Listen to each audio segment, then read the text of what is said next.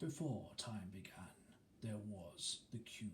We know not where it comes from, only that it holds the power to create worlds and fill them with life. I am Optimus Prime, and that is as good as it's going to get because my voice cannot take it. Hey guys, and welcome to another Fantasy Friday model review.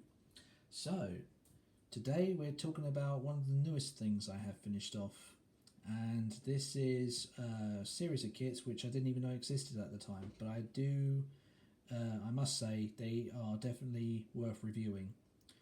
Now, this is obviously not the first time I've worked with a Transformers model kit. I have worked with one before. I did do a model review on the previous kit, which was Jazz. It was a smaller scale, different company, I do believe. Actually, it might have been Blockies, now that I think about it. It might have been the same guy. Anyway, wasn't too impressed with that, but I wanted something bigger and a bit more depth and obviously a bit more detail to them. And that's where these two come in. So, these do need no introductions, guys. These are Transformers, and this is the... Well, I have got a few complaints. So, Blockies, take what I say with a pinch of salt, but it's something I do need to talk about. So, first and foremost, this is not what Optimus Prime looks like in the first Michael Bay movie attempt of Transformers. I know Transformers back in 2007 was obviously, still quite new when it comes to CGI stuff. Before this, it was all obviously video games and cartoon. Obviously, I could go on about the cartoon because it was out in '86. Yeah, turns out Transformers is a lot older than what some people maybe thought it might have been. So, I'll talk a bit more about how I got into Transformers in a few, guys, but obviously just wanted to mention one thing about Blockies. If you're after in particular kits from certain eras of the Transformers, just make sure you're definitely picking up the right ones.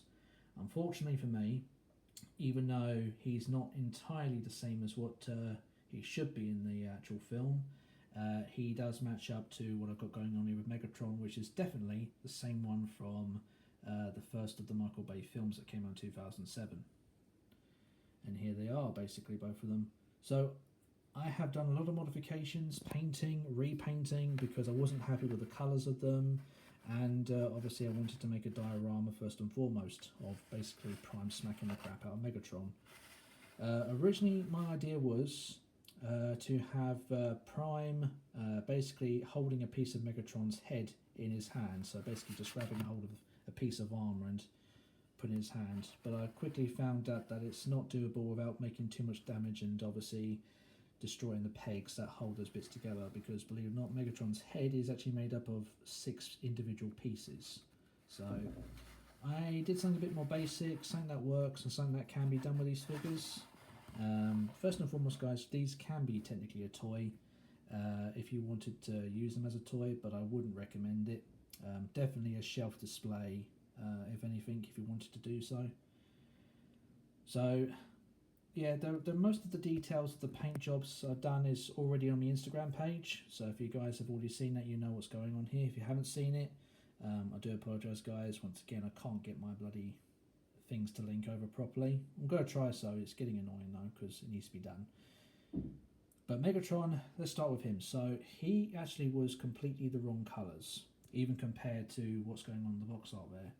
For some reason, they had him in gold.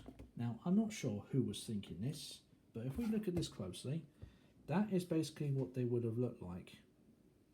Yeah, Megatron definitely doesn't have any gold in his body whatsoever. So, I had to do a lot of repainting for that one.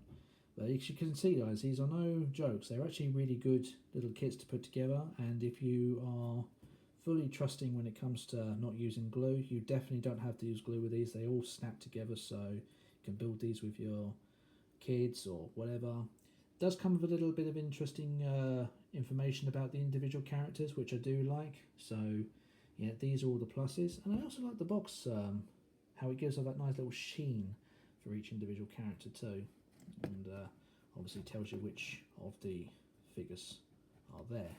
So that is my pros and cons to both of these kits. So that's obviously what Megatron did look like.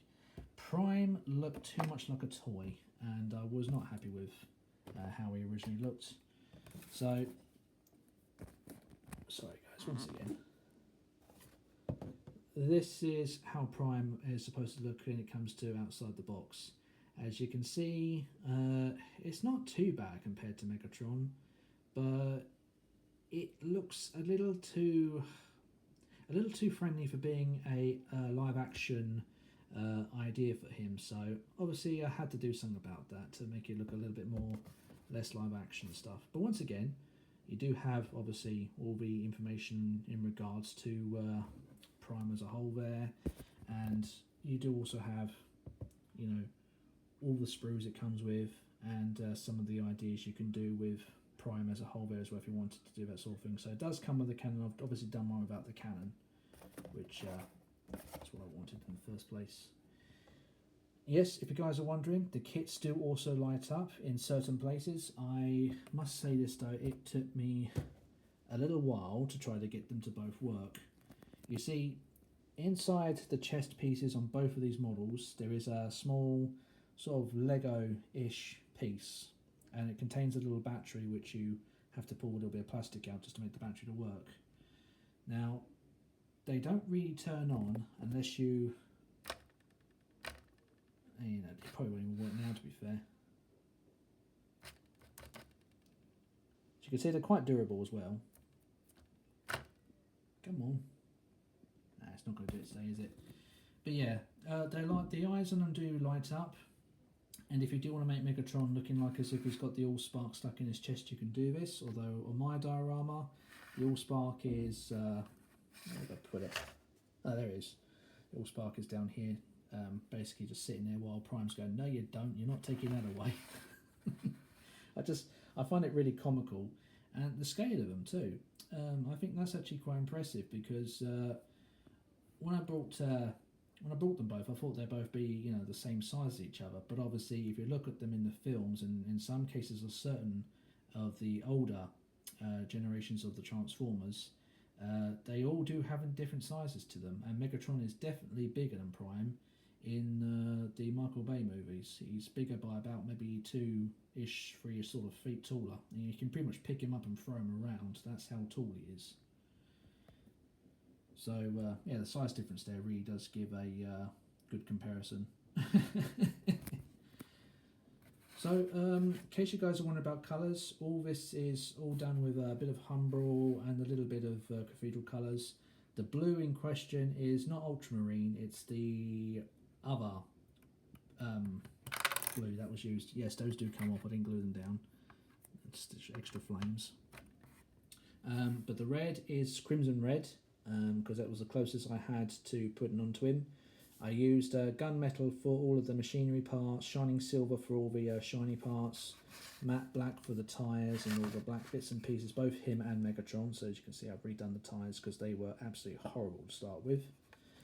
As for Megatron himself, I used a Humbrol silver, which doesn't have a name, so I do apologise for that. It's definitely Humbrol though, I remember that being the factor.